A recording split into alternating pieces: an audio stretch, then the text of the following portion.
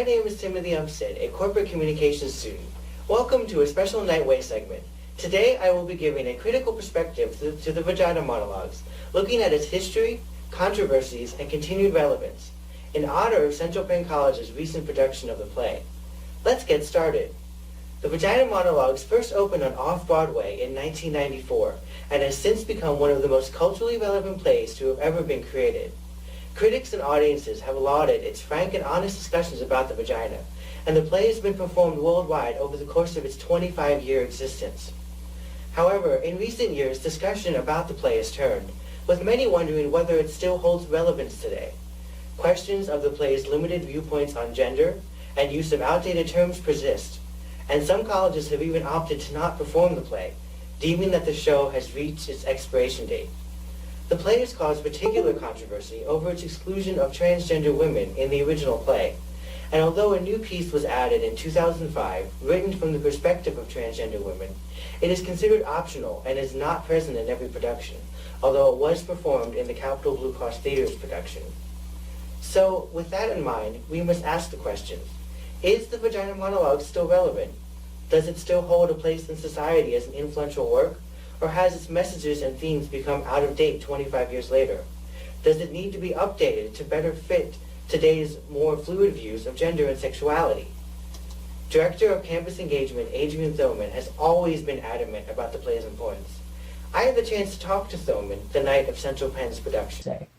So I remember the very first time that I was actually in the show, and just the amazing power of all these women getting together for this very important cause really spoke to me.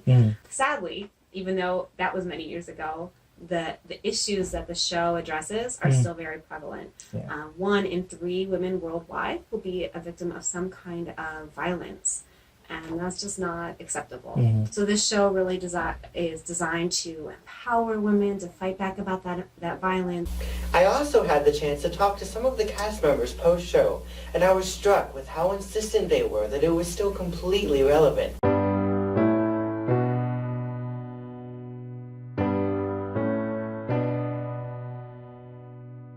Creative pieces, they have the same power that society holds synonymous with, like comics, how you can utilize them as a vehicle to address things that are, things that are going on in society that may be taboo or just uncomfortable to talk about. This is another vehicle really to address a topic that is still very, very necessary. It's still very necessary to talk about femininity. It's still very necessary to talk about female empowerment. And to do it in such a creative way, I think it's brilliant.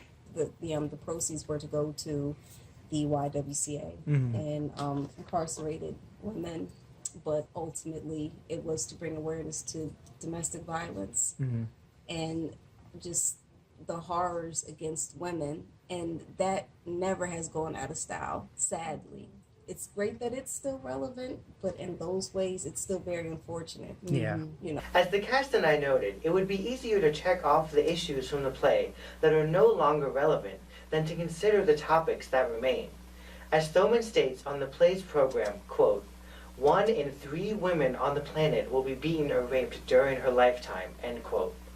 Even today, women are still stigmatized for the way they dress, act, and look. The term vagina is still taboo, and the Me Too movement showcases just how prevalent sexual harassment is in our society. The Vagina Monologues may not be the one-of-a-kind voice that it once was, but it still holds important lessons for us to learn, and for that it still holds a place in society. We can only hope that we may reach a time when the Vagina Monologues is relevant no more. This is Timothy Umstead for the Nightway. Thanks for watching.